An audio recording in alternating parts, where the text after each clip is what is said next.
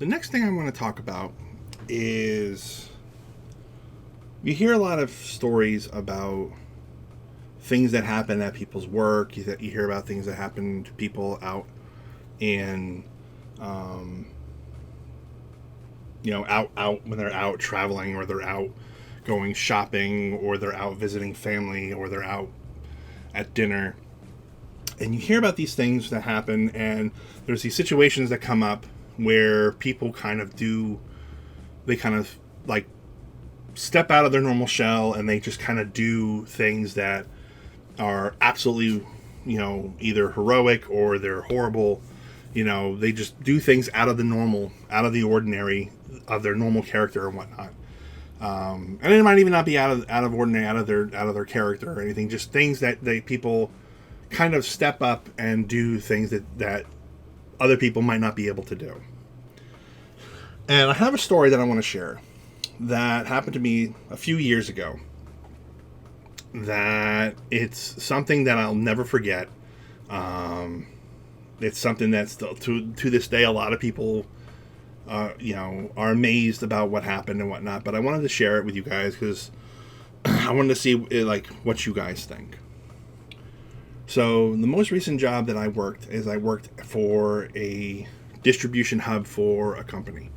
And one of the requirements of the job was we had to show up super early in the morning because we had to start processing orders. We had to pick orders, get them sealed, get them loaded up onto different shelves and whatnot, so that the delivery drivers could come in. They can go through they can go through their orders, gather up all the items, load them up into their vehicles, and head out on delivery to deliver all the orders and all the items. And I remember, like I said, I had to show up at, I think it was like 5 o'clock, between 4 and 5 o'clock in the morning. And the area that the warehouse was located in is not the best location for, neighborhoods that it could be. Like, obviously, it was attached to an actual retail location, and the retail location did absolutely wonderful business. But the neighborhood that the retail location was in was not the best neighborhood. There was a lot of negative things that would happen in this neighborhood, and you can pretty much think of anything negative that you can think of. It's a possibility that this happened. I mean, let's put it this. I'll put it to you this way. Right next door was a hotel, or hotel, motel, whatever. One of those budget style motels or hotels, and down from that was a nightclub / strip club. And so you figure the hotel had a lot of business with individuals that would work at the strip club, and then they would leave, they would punch out from there, and then they would go to the hotel to do overtime. And that's the only way I could really put it to be polite about it. But on top of that, unfortunately, there was a lot of drug dealings that would go on there. And I'm not even talking about like marijuana. I'm talking about, the really hardcore, really horrendous drugs like cocaine and things like that. So there was definitely a lot of really scrupulous people that would wander around, like all hours of the night, walking. They would be walking up and down the street. So especially like we would show up at, 4 something in the morning, and we're in this, hardly lit parking lot, and you have people walking up and down the sidewalk in front of your parking lot, like you could barely see them. You don't know what they're up to, if they're just wandering just to go grab something from the local gas station, or if they're on their way to the hotel, or if they're on their way home from another job and they're just walking. Like you really didn't know. I was on my way, and I was running a little bit behind when I left my home to head into work, and so it takes about 18 to 20 minutes to get there, and then you figure this is at 4 something in the morning, so there's no cars on the road. But I left probably so I was already running behind, and on top of that, it was raining. So I wasn't going to try and speed and whatnot, because who knows who would be walking where or whatnot, or it's just better not to speed, obviously, in rain. So I show up to work. Like I said, I'm about 3 minutes late. So it's about 3 minutes after 5 o'clock, and I'm sitting in my car. I shut my car off, and I get up, or I get out of my car, grab my lunch, go to grab my lunch kit. It was in the back seat of the car. And all of a sudden, out of nowhere, I hear this scream. And I turn around and I look, and there is a woman making a beeline right for me, coming, like, looks like she came from the hotel, and she's making this beeline right towards me. And she has socks on, her panties on, and a shirt, an unbuttoned shirt, and that's all she's wearing. But she's making a humongous, like, full speed charge right towards me. And like I said, she's screaming at the top of her lungs, ah! And I'm like, what the hell is this happening? And I kind of brace myself for, like, what the hell, like, am I being attacked or something? But then I noticed, I looked at her face, and half of her face is covered in blood. And she comes running at me, and like I said, she gets right up to me, and she, like, stops, and she's like, we need to get out of here. I gotta go. Please. I want to leave. I gotta go. And she's, like, kind of, like, pulling on me and trying to get in my car.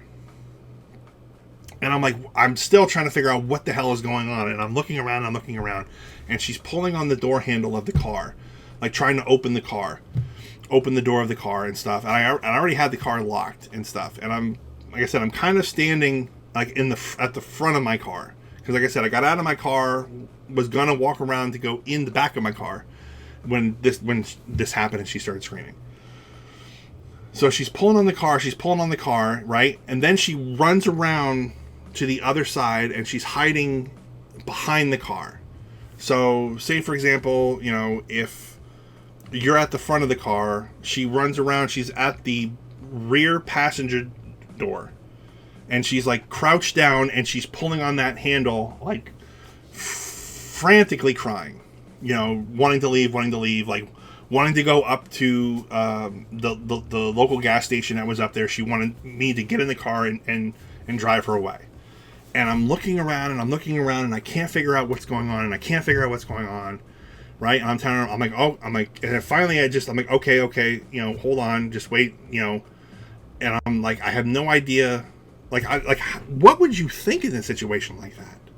Where that would happen and whatnot. So I grabbed my keys. I unlocked my doors.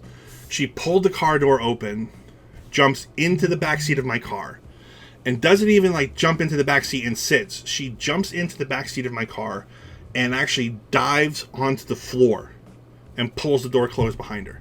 Like, she's hiding on the floor in the back of my car. And I can hear her muffled cries. She's still at that moment. It's like, can we go? Can we please go? And I'm like, okay. I locked the car door. I didn't leave the car. I stood there. Pulled out my phone. Like I said, it's raining out. I called inside the warehouse, and I got a hold of a guy. There was two guys inside at the time. One gentleman's name was Neil. The other gentleman's name was Leslie. I called Leslie, and I was like, hey, look it, don't ask me any questions right now. I need you to grab your jacket, come outside, don't run, don't anything, just come outside, just walk gingerly, walk over to my car, and act like you're having a cigarette break. And he said, is it that bad? Like, he literally is like, is it that bad? I'm like, look, just come outside right now, no questions, just come out right now. And he goes, okay.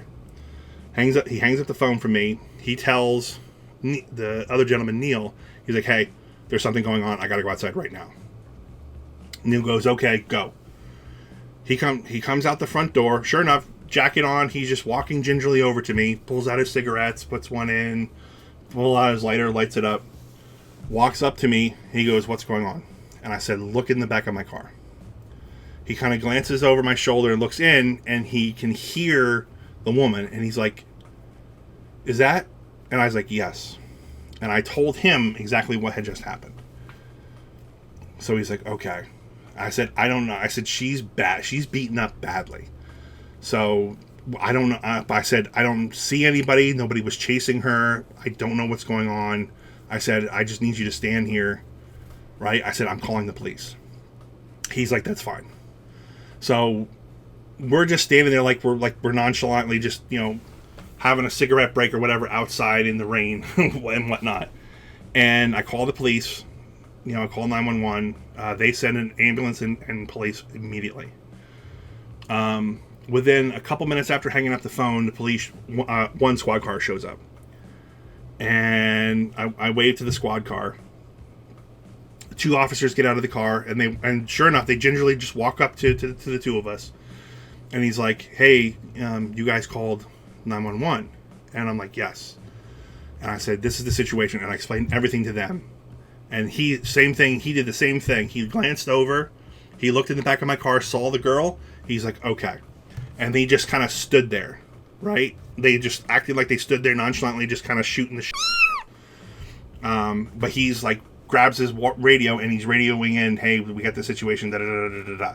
And he's like, "Hey, where did she come running from?" And I told him, I said, "She came from this direction here." So he, just like I did, he kind of assumed she came from the hotel. She ran out the back of the hotel. So he's like, "Okay." Radioed in. The second squad car pulled into our parking lot, but then went out the other end and then went over to the hotel, kind of like behind the hotel.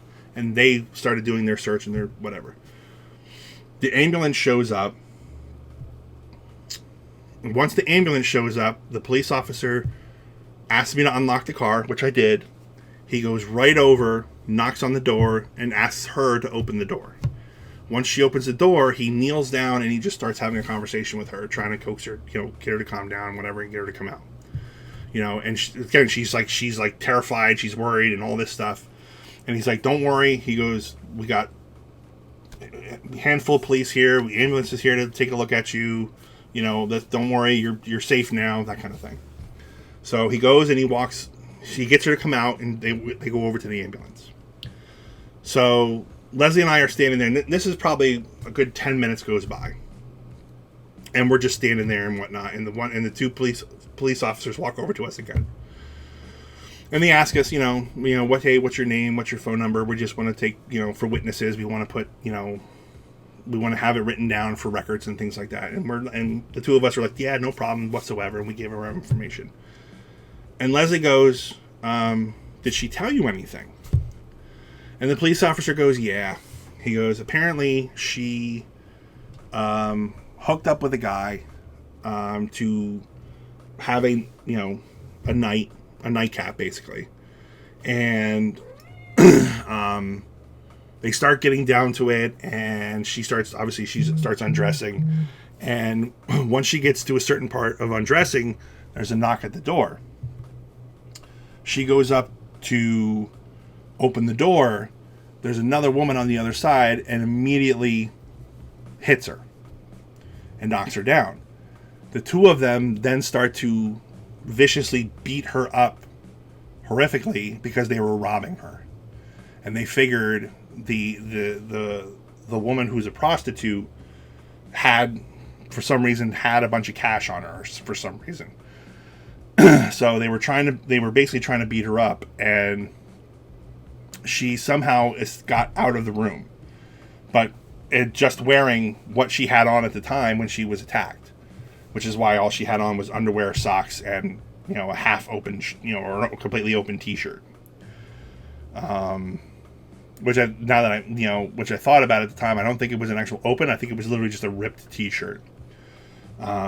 But she was scared of getting in trouble and whatnot, and so she was giving them a hard time about what room she was staying in and whatnot. But the cops were kind of like they were surprised that she obviously made it out okay, and she survived, and and that I just, stood there and hit her in my car, not knowing what direction they could have been coming from, if they were chasing after her, if they could have been like trying to kill her, they could have been trying to shoot her, something, so. And I didn't even think about that when it was happening. Obviously once it was done and over with, I thought about it a lot. I thought about it so much that that's a possibility that could have happened. So it's one of those things where you don't know what you would do until a situation comes up. A lot of people would say, oh, I would definitely do this, and oh, I definitely wouldn't do that. But you don't know. You don't know what goes through your mind once something like that is actually happening. Once a situation, of that magnitude or of that, intensity would happen, like, you just don't know what somebody would or would not do until it would actually happen. So, just something I wanted to share with you guys. Hello everyone, greetings and salutations, it's Madamus again. If you're watching me right now, that means you made it to the end of my video. Thank you so much for watching. If you enjoyed what you watched, please make sure you hit the like button, and if you're new to my channel, please make sure you hit the subscribe button. And don't forget to follow me on all my other social media platforms, links are in the description down below. If you'd like to watch another one of my videos I've done, just click on the picture to the left of me. If you want to see all the videos I've done, just click on my face right down below me. Again, thank you so much for watching. And as always, I'll catch you guys on the next one. Peace out.